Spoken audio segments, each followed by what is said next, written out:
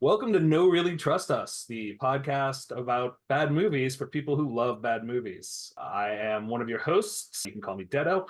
And with me is Ken Cornwell and Matt the Professor McNevin. This is our trial run, so it's going to be real bad. And we are going to talk about Girl of Cthulhu, the first movie that we want to share with you guys that we think really deserves a look. Ken, why don't you tell us a little about yourself? Hey, I'm Ken Cornwell. I'm a video producer and longtime movie fan of all kinds, but I really do love B movies, and I'm excited to talk about B movies. B movies that we love, in fact. Right.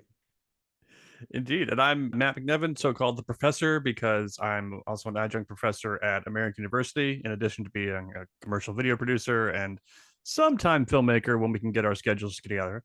And I'm excited to talk about Call Girl of Cthulhu and talk more about lifting it up than pushing it down. So, Detto, lift us up. Girl of Cthulhu was shot in 2014. I couldn't confirm this, but I'm pretty certain it was shot in Baltimore, which puts it in our backyard of Washington, D.C.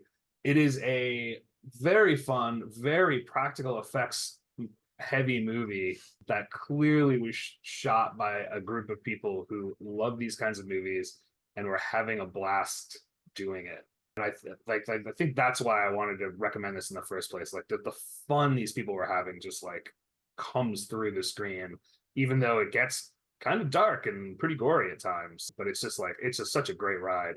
So yeah, what do you guys think? Yeah, I think I want to pick up what you just said, Detto, which is that you can definitely feel the filmmakers having fun coming through. And they kind of understand this sort of genre, this like no budget, gore infested genre. Any movie that puts in the line, release the whores, knows what it's doing. And there's quite a few lines like that throughout where you can tell that, okay, we need a great kind of B movie line here, and they put that in there every now and again, which I really appreciate and can definitely tell that they're having fun. Yeah, I like that they are not taking it too seriously, and I think that adds a lot to the fun of it. And you can tell that they're enjoying the crazy plot as well as putting a lot of fun and time into the special effects, which really pretty amazing considering we think this is pretty low budget. Yeah, they get downright Cronenbergian at times, They towards the end do. with like little genitalia coming out of people's areas. We're not supposed to give spoilers. Well, I think we can give spoilers. I think You can't spoil the penis monster. Well, what else are we going to talk about if we're not going to talk about the penis monster? The question is does it reach the heights of the penis monster in Romeo and Juliet in terms of the annals of penis monster cinema? I think it compares pretty favorably in terms of yeah. And actually, I was going to save this for later, but since you mentioned Troma, yeah, I came across a review on the Daily Dead by Heather Wixon, and she wrote that Call Girl Cthulhu is probably the best film Troma never made. It's just I definitely get Troma vibes. Yeah. So I did a little digging. So Chris LaMartina is the director. He also edited, produced, and I think he even did some of the music. But he is part of a production company called Midnight Cruise Studios, and they've done a handful of other films. I'm not sure if any of them are available to watch. I definitely want to do a little research and look them up. The one I really want to see is called Witch's Brew, which I don't think is available. But basically, it's about some guys who make beer who get cursed by some witches, and their beer, I think, turns people into zombies or something. But that sounds awesome. That sounds like a great premise. I love beer, so I hope I could track that one down. But yeah, I would love to see something else these guys have done. They clearly love filmmaking, and I was really surprised to see that there's no specific company listed for the visual effects. I just assumed that there had to be like a whole like a VFX house. Yeah, for the practical stuff. Yeah, and because there's so much. I mean, like I think I counted like 3 digital shots in this movie for 2014. That's crazy. Pretty good 2014 After Effects going on there, right, Dana? Yeah. Well, I mean, honestly, yeah, like those weren't bad, but the fact that they didn't rely on them, like, we were doing phages in 2015, and that was a massive amount of digital effects. So right. good on them for going the practical route. That's really cool. Do you So mean the phages available on Amazon Prime? Is that what you're saying? indeed, available. I think for the low price of 99 cents, no longer free. What is The Phages available on Amazon Prime? Well, thank you for asking, Ken. It's a short film we made years ago. Yes. But we're talking about Girl of Cthulhu, not the Yes. Phages available on Amazon Prime. Yeah. But one thing to go back to the love that the filmmakers had, the other thing that I think is important to mention is the love for Lovecraft. Like, they clearly are huge Lovecraft fans. Now, I'm not a big Lovecraft guy. I don't know if you guys are. I think we talked about that when we watched it, how we're not really Lovecraft people. Yeah, so I'm there was into hentai in general.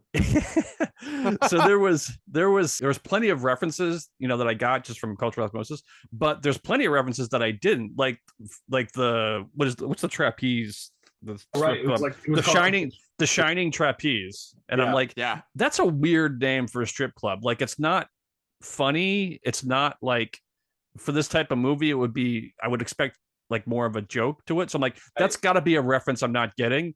And I looked it up. So it is in fact a reference to Lovecraft from a story he wrote called Haunter of the Dark. There is a substance called or an artifact called the shining trapezahedron from that story. So I'm like, it gets some pretty deep cuts here in terms of Lovecraft. So I definitely appreciated that. Sorry, Ken, go ahead. You were going to say something. I was just going to say, before we get too far into our discussion, maybe we want to read a little quick description of what the film is about from IMDb. Oh, right, because this movie is good enough that we care about the plot. That's right. This is a quick description, and it's not a spoiler. So yeah, no, go for it. So, when a virginal artist falls in love with a call girl, she turns out to be the chosen bride of the alien god Cthulhu. To save her, he must stop an ancient cult from summoning their god and destroying mankind. Professor, how do we feel about that as a log line? It's not bad. But let me see, the virginal wasn't the call girl was the one who was wasn't she the one who was the bride of the alien? That's right. She was the one who gave birth. Okay, never mind. Yeah, Right. That's right. I was confusing my ingenues. So yeah, that's true. Yes, there's bride, 2 ingenues at least. Mother, crone, yeah, I mean, like, honestly, like, that's a good premise. Like, I feel like most movies would just stop at, like, the cult wants a woman. Adding this extra layer of this guy's a loner, he's finally fallen for someone. But what I also like about the movie is, like, they don't dwell on the why. Like, they don't like a lot of movies nowadays, they really want to get in the weeds about, like, why your character is broken. And that's fine for certain kinds of movies, but that's not what you're watching Girl of Cthulhu for. Right? Like, I don't care that someone ran over his puppy or whatever the fuck happened. Stole his rubber ducky. To make him that way. Like, there's no flashbacks. Like, I like that. It was tight. It was a tight script. Yeah, I found myself watching it being surprised at, like, bare minimum screenwriting competence, which for movies like this isn't very common. Just like there was actual runners and setups and payoffs. Like the Erica, the roommate girls, the weird roommate girls, strange music pays off. Right. And, like, there's actually other setup and pay. I'm not like, oh my god, a competent screenplay. It's not what I expected from Girl of Cthulhu. Yeah. Yeah, I like that they surprise you with the love interest switch, where we're set up that the call girl is going to be the one who's going to be his true love and take his virginity, and it turns out no, it's Erica the roommate, which I thought was a nice twist. Yeah, and also, I don't know if I'm going to get into spoilers later, maybe if we want to, but the ending is a spoiler. Sorry. No, that's fine. But the ending was, I give it credit for much darker than I thought it would be, but they managed to pull it off. I think, like, it's not a total bummer, but there was one moment at the end where I was genuinely shocked. I was like, oh my god, I did not expect that to happen. Right. Which you would hardly ever get in a movie like this. You may get shocking moments in terms of, like, gore, in terms of, like, something shocking happening that way, but in terms of a character or plot twist, that just doesn't happen, I think, in these types of movies. So right, yeah, I'd be surprised by them. Yeah, especially considering all the ones we've watched. So Yeah, and I'll also add, like, I mean, so many of these low budget movies nowadays, they think that everyone has to hate each other. Like so many, you have a group of friends, Yeah. they're all just bickering the whole Yeah, time. And you're like, why are these people even together? There's no way they'd be going to a cabin in the woods together. And in this one, like, yeah, you had some tension between, like Erica's boyfriend was literally called Rick the Dick. Like he's an asshole. Also, side note, also a Lovecraft reference. really. No, not really. You could have fooled me. You could have said that it was, and I wouldn't Yes, have known the difference. he was the porter in the Mouths of Madness. They just never said his name.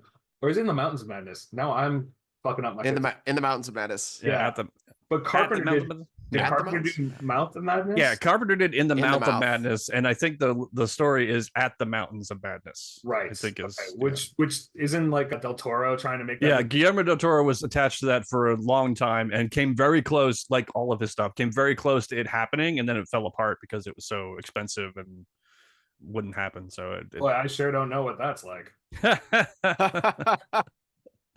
But Del Toro probably more famous for the movies he doesn't make than the ones he does. Yeah, So, right. Good job if you can get it. yeah. Yeah. But yeah, like I like that, like even though the roommate's making this horrible music and he's a shut-in, like they get along. Like there's that moment, there's a moment in the beginning where she pops in and she says something a little catty, and you're like, oh, she's just gonna be a bitch. But then she says to the prostitute, like, if you break his heart, I'll kill you, and she's actually protective of her. So like, yeah, like all just like really good stuff that you just like you don't see. Yeah, I feel like a lot of like filmmakers who make these types of movies obviously don't have a whole lot of screenwriting experience, and they read a book and it says there has to be conflict in your scenes, and they take that way too literally. So the result is every damn scene, like you said, is just people arguing, and you're like, I hate these people. Not only do you not buy the fact that they would be friends with each other, but you just don't want to spend time with them.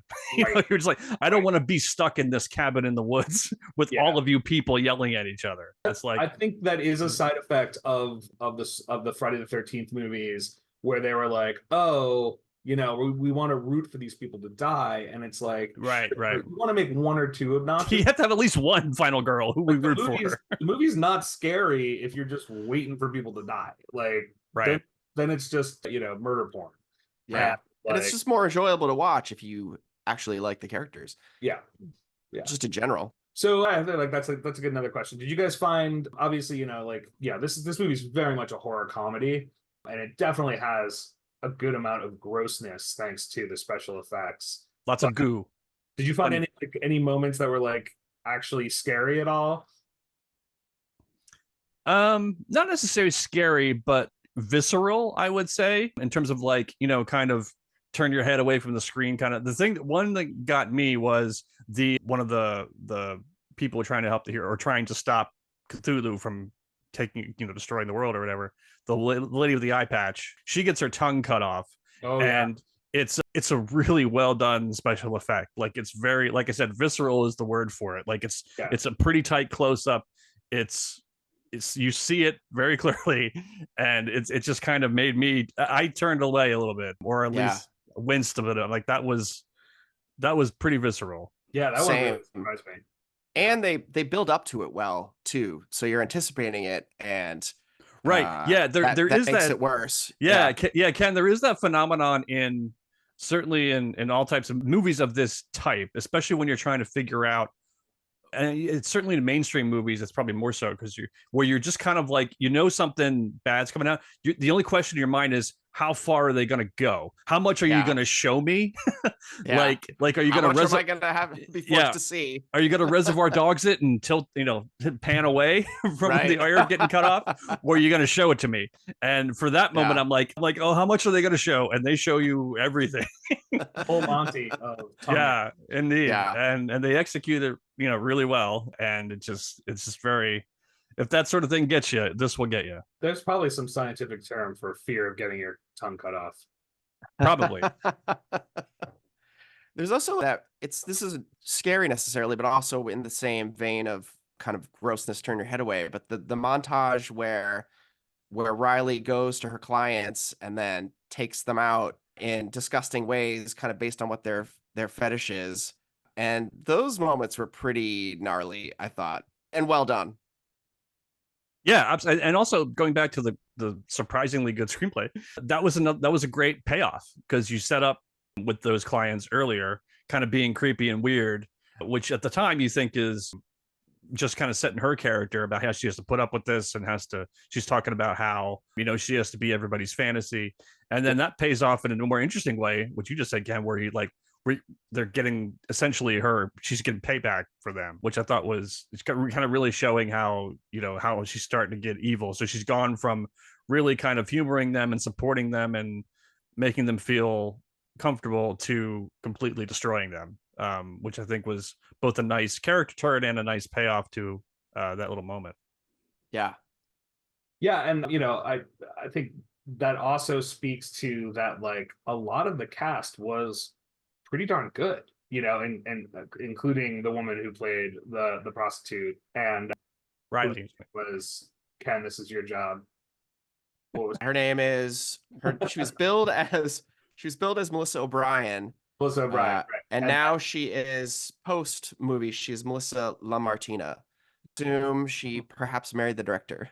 We think there was a little love in the air. David Philip Rollo, who played the lead, who played the Virgin, he was really good. He was very believable. Yeah. Let me ask you, Detto, and you can, because my first reaction, and then I thought about it later, and I'm like, well, maybe it's okay. Would it be better if you had an actor in that role or lead actor who was less good looking? Would that be better or more cliche, do you think? Because I thought about at first, I'm like, I think this guy should be more average looking because he's a really attractive guy. But then I thought, well, maybe is that more of a cliche because the fact that he's good looking and still, has trouble around women and everything might be more interesting. I don't know. What do you guys think? To me, he played the shy, reclusive guy so well that I didn't really think about him even as that good looking. I think he carried it off. I think he pulled it off in my mind. I think his performance is good. Like I think he's well cast. I mean, I don't think yeah. I think I'd rather have a better. Well, I guess I was gonna say I'd rather have a better actor who maybe was not as well cast. I thought it just didn't stick out to me as he was too good looking for the part. It was funny. It just never occurred to me. So I think for me it worked. Yeah, I think he works to me as a character. Like I think he plays him really well, and I even like his posture and his kind of the way he slumps and moves around. Like you believe that he doesn't have any confidence, and he needs to meet someone to bring that out more. But I don't know. Maybe I just found him attractive. I don't know. Maybe I need to question a few things. I don't know. But slap a Cthulhu birthmark on your ass. See if you can find him. But yeah, that core relationship, I guess, between him and her, the two actors do it well. They play off each other pretty well to make you buy that relationship. Yeah. And I kind of liked. Oh, go ahead, Detto. I was gonna say even that got time to breathe, right? Like it wasn't just immediate head over heels, a la True Romance, which you kind of get a little True Romance vibe there, right? but like they go out to dinner and she's telling him about the guys she sees, and they even run into a client. And he's really uncomfortable about that. So like, it's a very like thought out scenario where like what would it be like to date a sex worker? So yeah, I mean, like, props all around to the script. I also liked with the casting that she seemed a little older than him, and it really worked that she's more experienced, more world weary, and so I think that casting worked well too. Yeah, and she also wasn't like Julia Roberts. Like she looked like she'd been around the block. She's very believable. Cool. Well, let's see what I guess let's why don't we delve fully into spoiler territory here. So anyone who wants to watch the movie without us ruining the rest of it, which we recommend, which is the whole point of this podcast. We recommend it. Pause now and then come back and we'll keep talking. This is your final warning. Spoilers from here on out. So yeah, so let's talk about that ending. How did you guys feel about the fact that it wasn't a love story, it wasn't a happy ending? What were your thoughts? Yeah, I mean, the moment I mentioned before that was shocking to me is when Erica bites it Like that genuinely shocked me, because and especially and it's so well played, because they even, the score is, cueing you, the actors are cueing you, everything's cueing you that this is the super happy ending, and we're going off this sunset. We won. We just had to pay off the music and everything, and then all of a sudden, boom, she dies, and you're like, wow, and dies in like a horrible kind of graphic, way. And I just thought that, for a moment, I was like, wow, that's amazing. And I was kind of disappointed, like, oh, I really liked her. But then I kind of came around to it, like, well, actually, I appreciate the boldness of that. And it's far enough towards the end, because like it wraps up relatively quickly after that still kind of lingers after it's over, where you're just like, wow, that was pretty intense. Yeah. What did you think about the ending where we get to the framing story, and they sort of imply that maybe it didn't really happen, or he is, he imagined it, or he's, maybe going crazy, which seems like a little bit of kind of a cliche. Did you guys like that, or what did you think about that? And am I reading it? Is that the way you interpreted the end? I didn't interpret it that we were supposed to think that it wasn't real, especially because the cultists show up at the police station. So I understand why they did it. There's a long history of movies like this ending that way, Sure. and so like cool. Personally, I prefer at least a glimmer of a happy ending. I would have liked to see this guy survive. He's traumatized, but now his art is fucking phenomenal, right? Like he's just getting gallery shows, making all this crazy cosmic art, but he's still insane, like that's but super minor, and obviously the way they did it allowed for the framing device that they probably was added for just runtime filler, but it gives you a little bit of that. It breaks up the story a little bit. You wonder, like, oh yeah, why is he in jail? Like, as you're watching the movie. So yeah, I'll accept it. Yeah, two things. One, yeah, Ken, I was dreading that, because I thought that's where they were going, and I'm like, please don't do that, because I can't begin to tell you how much I hate that. I know, same. My screenwriting students do that all the time, and I understand that it's their first script in many cases, and it's like, I understand, but like, please just don't. I just can't stand that. And I do appreciate that it was like a head fake to that, but and then yeah, go ahead, Jetto. I was gonna say, it's like when you watch a movie about a serial killer and he wakes up in an insane asylum at the end of the movie. Right. Yeah, and all the people in their lives were in the dream and in the story, and I'm just like, right, and the security guard was a janitor or something. Right. Yeah, exactly. Just stop it. Stop it. Don't do it. Even Shutter Island, like, I'm like, Scorsese, please, why should it? I know. Yeah, why? Yeah. I know he cashed a paycheck, but for like, such a well-made movie, it's such a bummer. Although it's taken right from the book, not to go too far off on a tangent. But indeed. And I would have liked to have him changed it from the book. Yeah. Or just not make the book. Or just not make the book. Yeah. Totally on a tangent here, but like, yeah, like that was Shutter Island was a case of like, I totally see how this works in a book. Right. But it doesn't work on film. Like, yeah. But even in the book, it's already a trope. So yeah. Sure, but Lehane, it's been done too many times. Wizard of Oz did it, and they did it well. That's enough. And 1939, it's over. Right, exactly. You think about it. It was 1939 when they did this, and it's just like, oh my god. The other thing I'll say, Detto, going back to the framing device, is that I could have done without the framing device. I wasn't wild about, and I absolutely, as I watched it again, and I'm like, why do we even have this framing device? And I think, Detto, I think you hit on it. I think it's kind of like a way to pad the runtime a little bit, and also, like you said, break up the scene so you can cut in and out more so, and you don't necessarily need as many transition scenes. But I could have done without it. I did like I like the cultists showing up at the police station at the end, because that like those guys were just the red shirts, right? And all of a sudden you're like, wait, oh, were these guys the ones in charge? like their boss is dead, their plans failed, but they're like, no, we're still moving forward, and we got the balls to attack a police station. Like, yeah, we don't need the boss. Yeah, we're gonna bring Cthulhu back. I really like the world building there, where you're like, oh, like, yeah, it's not over, and also maybe the threat wasn't what we thought it was. Yeah.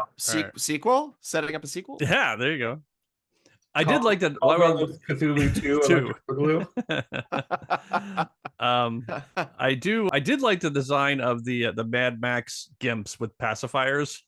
I like the Dayglow pacifiers, and I thought that was a nice touch. And that was cool. actually, that was one moment of special effects where I was disappointed we didn't see more of it. But there's that very brief moment where it takes out the pacifier, Yeah, and the mouth is not human. right. Actually, And looks like the a goo butthole. shoots out and everything. Yeah. Yeah, and then but you only get that like really quick glimpse of it, and I was like, oh, why were we so coy with that? Did they just not like the way it looked, or Right. like that's too much like a butthole? You can't show that. I don't know, but that was yeah. I love little stuff like that. I love those little Nice creative touches.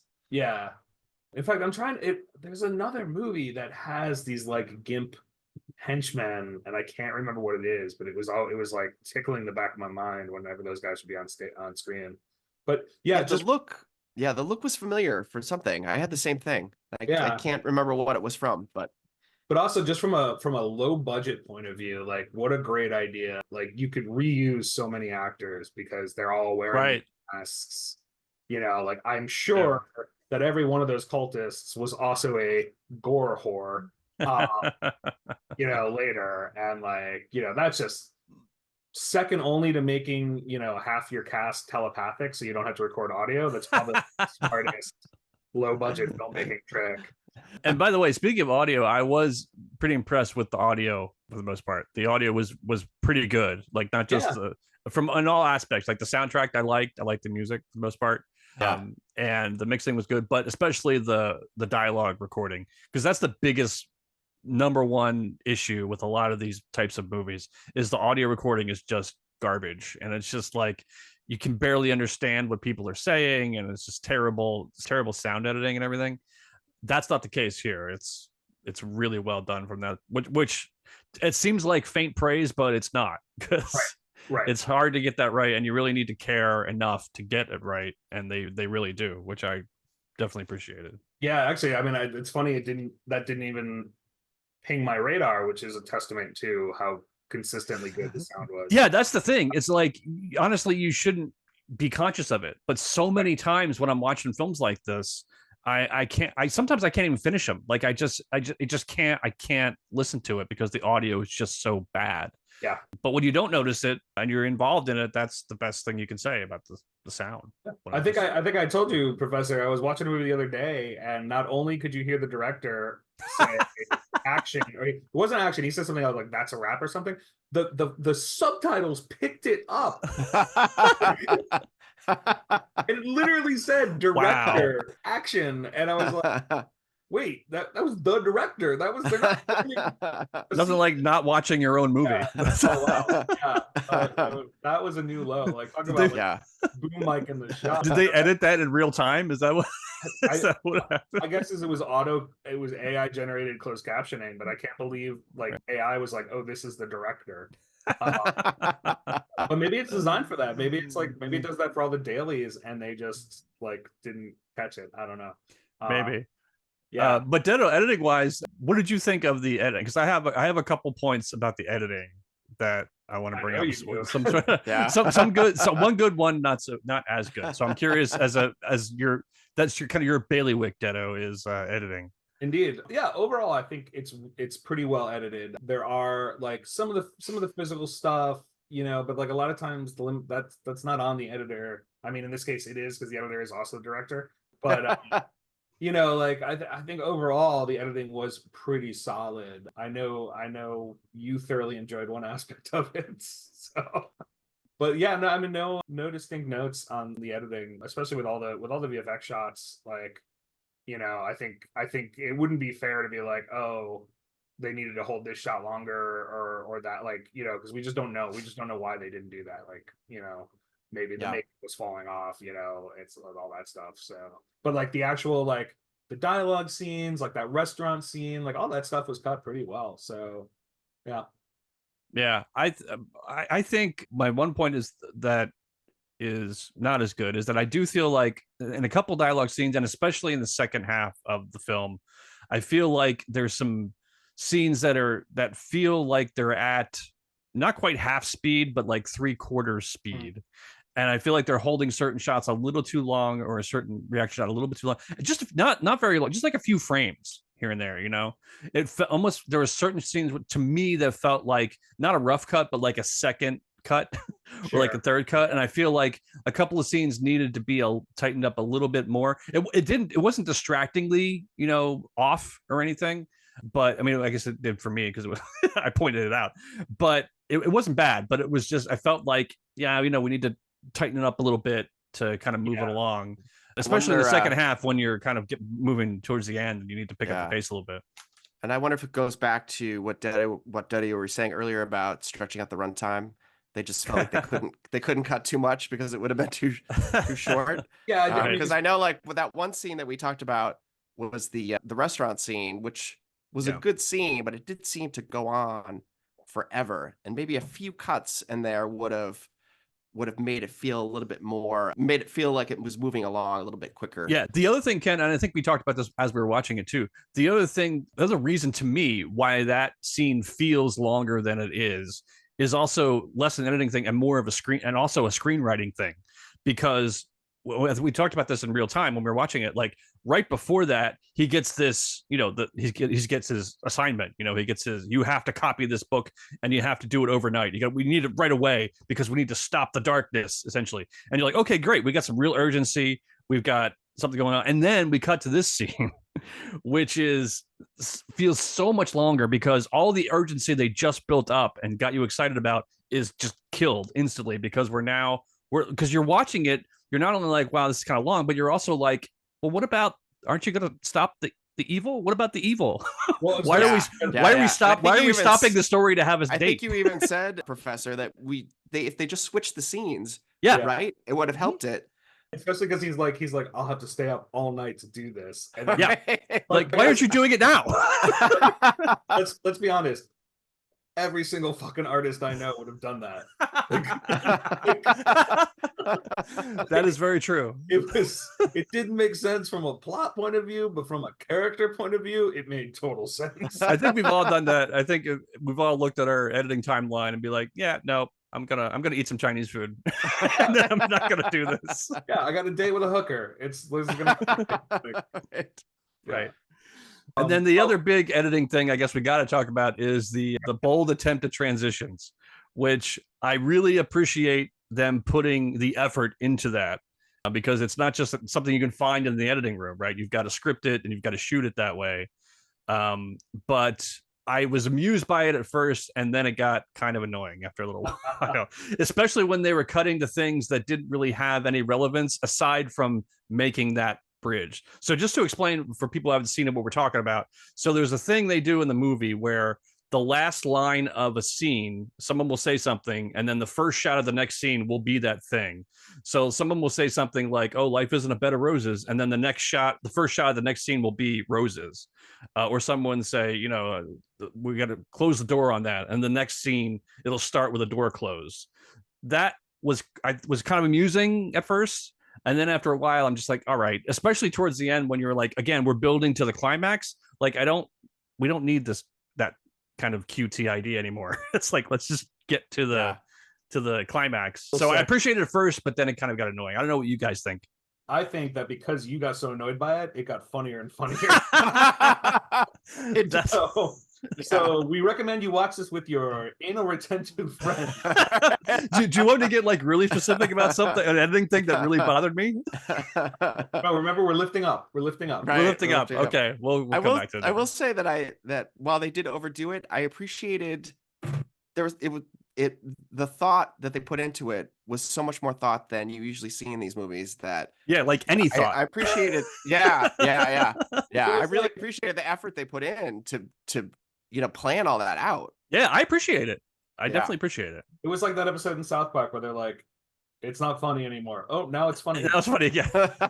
And also, so related, I have good news. I found another movie to add to the list that also does this. Oh, how did you find that? Did you just Google that or something? No. It's pure coincidence.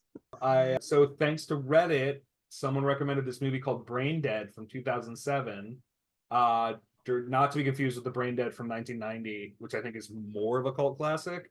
Right. Is that the one? There's one with Bill Pullman and Bill Paxton called That's the Brain Dead. 1990. Yeah. That's 1994, I One- think. Or Yeah. 1994. Yeah. This one is directed by Kevin Tenney, who did do some movies like Witchboard, Night of the Demons. Oh, okay. Some pretty major ones then.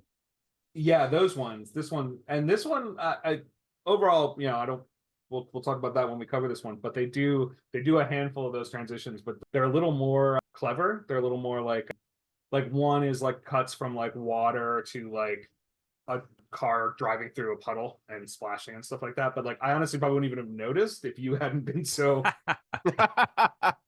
antagonized by them in this Well, one. if the thing for me is like if you do it all the time, it's not as funny or it's not as amusing. Like Right. Archer did that a lot. That was the style of Archer for a while. Yeah. And they only did it like a handful of times in each episode, and then even after a while they kind of stopped doing it but if you do it all the time, gets a little annoying. Yeah, no, it was a lot. It was a lot. But like I said, it gave me a lot of joy. Yeah. All right. So I feel like we've covered a good chunk of why we like this movie so much. So let's try a little game here. Let's play guess the budget. Professor, what do you think? Do you actually know the budget? I do not. Well, then how can we play the game if we don't know what the actual answer is? When has knowing the answer ever stopped us? Well, that was like going to film festivals like in the late 90s, early aughts all the time. That was just like there'd be a Q&A after, and the only two questions you get were what's your budget and what'd you shoot it on, and that's it. Nothing about the story, nothing about anything else, your inspiration, just about what's the budget and what'd you shoot it on. Yeah. That's about it. Yeah, usually all they really cared about was what did you shoot it on. Yeah. I have some information. Okay, So, but okay, we'll play. All right, do you want to go first, Edo, since you asked the question, or do you want us to go first? No, you're the quiz master. I have some information here, so okay. All right, do you want me to go first? You go first. All right. Guessing the budget. So should I kind of maybe do like a Who Wants to Be a Millionaire thing where I kind of talk out my logic here? You can phone a friend. That's right, phone a friend. I guess technically I am phoning a friend. No, I mean talk. We all have film production experience, so like exactly. Talk, so it's a pretty limited number of locations, right? We spend a lot of time in his apartment area there, and the Cthulhu area, we'll call it. Yeah, that was something I was going to add too, which I feel like they were filming in they had a few sets that they kept dressing differently. Like they had a few, it was mostly interior, mostly inside, almost like they had a warehouse or an office building or something. Yeah. And which I think was kind of a clever way of trying to do it on a low budget. But anyway, continue. All right. The gore effects were very well done, but not crazy expensive, not like Videodrome, guts flying out of a TV kind of thing. So it's 2014 too. So I'm going to guess, I think maybe, I don't know if it gets to six figures. I don't know. I'm going to say 85,000 all in. All right. And especially since like his wife or his soon to be wife was the lead, I'm sure many of his other friends are major parts. So if he did pay them something, it wasn't very much. I'm going to guess 85K. That's my guess. Ken, do you have thoughts? Well, you guys know more about this kind of filmmaking than I do. So I'm just going to go with my gut feeling, which is I think it was less than that. So I'm going to say 50. Cool. And so what I was able to uncover is they had a Kickstarter and they successfully raised 27,000. Oh, wow. Okay. So I'm gonna guess 54,000 because that's a classic to try to get half the budget. The price is right. Yeah. But also like knowing that it was shot in Baltimore, I know there's a lot of industry people there that are willing to work for little money, especially back in 2014 when I don't know if The Wire was still being shot then, but like you had production happening in Baltimore. You could pick up these people on a weekend, or and they bring the gear. And like you said, Ken, like clearly they save money on locations. Yeah. And also, like Chris LaMartina, he directed, he produced, he edited, he wrote the score, like he did a lot of hats. So yeah, I definitely agree with you, Professor. I think it's definitely under 100 thou. Yeah. So maybe I'll round up just to split the difference between you two guys, and I'll say 75. Yeah. And maybe we can like get in touch with Chris someday, assuming he's still in the area, and we can actually get an answer. I think between 50 and 75 is a pretty solid guess. Yeah. Stay tuned for the answer in later podcasts. Right, yes. You have to watch all our podcasts. Cool. Well, yeah. So even though we obviously we clearly like this movie a lot, but since we are all in the industry, I think the one other question I have for you guys is like, what's the one thing you would have liked to see them do better, or you would have changed? It could be a script thing. It could be like what's like, just if you could wave a magic wand and like not cast Jesse Eisenberg as Lex Luthor, for example. Like what would you magically fix in this one?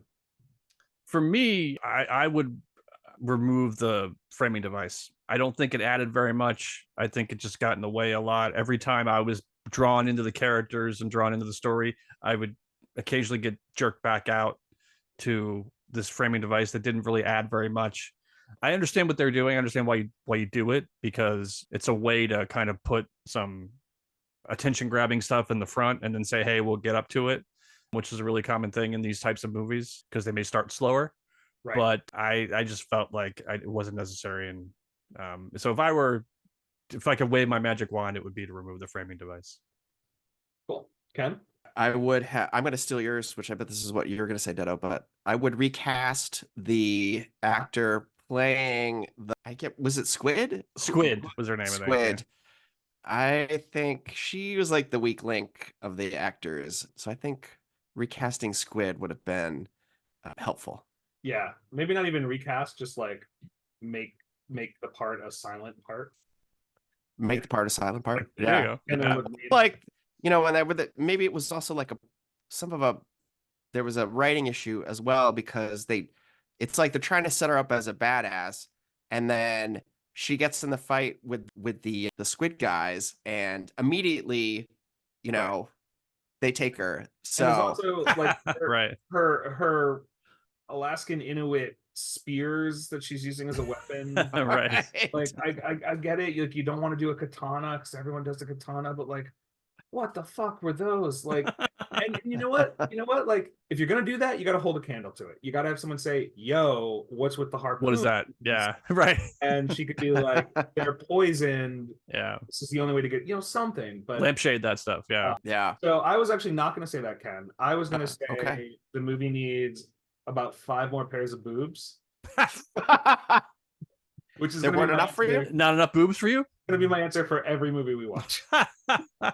No, I'm just kidding. Actually, I would have liked to see a little better cinematography. I know that we don't know. We're assuming they were pretty limited in the space, and I'm sure like all these, I'm sure they were also shooting these fast, but it started to feel very claustrophobic, and a lot of times I didn't have a sense of where I was. Right. Yeah. Like I normally wouldn't even criticize that, but everything about this movie was so well done. You start to notice that you're like, yeah. Why are we just in a corner of this room? Yeah. Right. There's some awkward blocking in some of the scenes, which and seems to be because they were so tight. Yeah, it was so cramped, right, Ken? Yeah, so I totally agree with that. Yeah, that it really limited the blocking. And maybe this was the case. Maybe the actors weren't there on the same day, but like I'm thinking about the scene where he's painting her. And it's like, I don't think we even got like an over the shoulder of like him painting with her on the bed, right? Right. So honestly, the first time I watched it, I don't know if I even noticed, but watching it a second time, you start to pick up on that stuff. But yeah, even just a shot like outside a doorway or something, just something to again connect the spaces. Maybe that's the thing. You can go up higher, you can go go down low, and that's pretty much it. But you can do those things. So yeah, but overall, I mean, still like. Especially if they made this as cheaply as we think they did, like right, fantastic movie, definitely worth a watch. Definitely a movie you could probably watch stoned or drunk. Probably not both. That's unhealthy. Definitely. You know, and Little magic chocolate, maybe. Indeed. One thing that occurred to me, I don't know if it occurred to you guys, but since we were watching it and we're watching on Tubi, so we had random ad breaks, of course. So as we're trying to synchronize our watch party, the ad breaks kept coming at different times, which kind of screwed with that. But I was wondering, like, what the ad contracts are. Like, does Hyundai mind that they're advertising during Call Girl of Cthulhu? Like, I imagine there's some sort of release where they don't have any control over that. But I'm just curious. It's just curious that, like, do you want your brand in the middle of like a penis monster scene? I was getting ads for Hims, like the boner pills, right? Like, well, that's because you were signed in, Detto, and it knows your history. So well, that's fair. fine. Yeah, this guy has problems. But yeah, talk about, like, man, they should hire the penis monster as a mascot. Like, that should be the logo of the production company. Yeah, just the penis monster. We got a penis monster and boob monsters too. That's right. Yeah, boob monsters. Yeah, and maybe a butthole monster. We're not sure. There. I do always think it's funny. Like, I love Lovecraft, but like when you read his stuff, it's about atmosphere. Like, this guy wasn't writing kaiju. This guy was writing, like, the woods are scary at night, and he was so good at that. But everyone is focused on Cthulhu and Yog-Sothoth, and it's like, and whenever they bring them on screen, you're like in this one, it's like, it's tentacles, and you're like, okay, and what are they gonna do? Like why did you want this to happen? And you see that in all the Lovecraft movies, and you're just like, why did you guys want this so badly? Yeah, that is always the problem, right? Where when the story is built entirely around build up, it's like at some point, it's like the J.J. Abrams mystery box, right? It's like, we gotta love the mystery box. I love the mystery box. I love wondering what's in the box. But it's like, sooner or later, you gotta open the box. Yeah, it's disappointing, Inevitably, yeah. Side note to that side note, Love, Death and Robots, the second season on Netflix, that one of their shorts is these army rangers in a cave, but they basically come across Cthulhu chained up, and it is the best version of Cthulhu I've ever seen. Wow. So I was like, they finally made him cool looking. But also, like, that series, if you haven't watched it, is awesome. Yeah, I saw some of the first season, which I really liked. Second, I mean, it's not 100%, but it's definitely batting over 500, which is pretty good for an anthology show. Yeah, definitely unbelievable. Like, yeah. There's one. There's like it's like a samurai short, and it's like this like metallic siren in the water. Visually, it's unbelievable. Wow. So watch that, kids. Any I feel like we've covered a lot of stuff here. Any final thoughts on Call Girl of Cthulhu? I don't think so. I think in consulting my notes, because I actually made notes, I always enjoy a good line reading or a strange line reading, in the Christopher Walken vein of things. And there was one line read by the actress, the lady with the eye patch, whose character name I keep. Did they ever say her character name? I'm not even sure they do. Are we sure she's not Squid? No, she's not Squid. That's the other actor.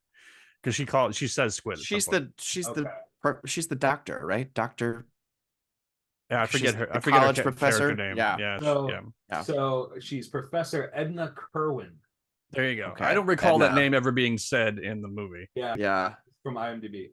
Yeah. But anyway, there's a line that she has, I think, towards the end or something, where she says, "Is she a prostitute?" That's the line. It says, "Is she a prostitute?" And she goes, "Is she a prostitute?" And the way she says emphasizes the last syllable, toot, like TOOT. I was, even while during our watch, I was just so thoroughly amused and laughing at that. Is she a prostitute? That just was a classic line reading that I fully appreciate. That's great. Related also, because I couldn't figure out his name, so I think the actor's name is Dave Gamble. He played I think he played the cult leader, Sebastian Sweetum, which is probably a Lovecraft reference. Anyways, I thought he was good. He was that right mix of like normal but creepy. Like you're like, yeah, this guy sells used cars, and then at night, after everyone else goes home, he hosts the Cthulhu cult. I thought he was solid. Yeah, and so shout out to that guy. Also, Christopher Walken in this movie would have been amazing. Usually the case, except for Dune, which is strange. You Except think for Dune, him as the emperor of the universe would be no brainer, like a slam dunk. And I'm just like, wow, I'm really disappointed. Yeah. I could do an entire podcast about why Dune disappointed me. So we're not going to delve into that. But yeah, fair enough. That he did not. I mean, I thought Bautista was a bold choice, but Walken was just like, we've got to get the spice. I'm old. My daughter. My daughter, Paul. If you don't, gotta marry my daughter. Marry my daughter. Dueling Walkens. Paul Atreides. Cool. All right. Well, so that concludes our trial run of No Really Trust Us. Next week we'll be watching the movie ? Hope you guys enjoyed this. Thanks for listening. If you've got a movie that you love and you think more people should know about, drop us a line at noreallytrustus@gmail.com or on Instagram @noreallytrustus. Don't forget to rate and subscribe, and we'll see you next time.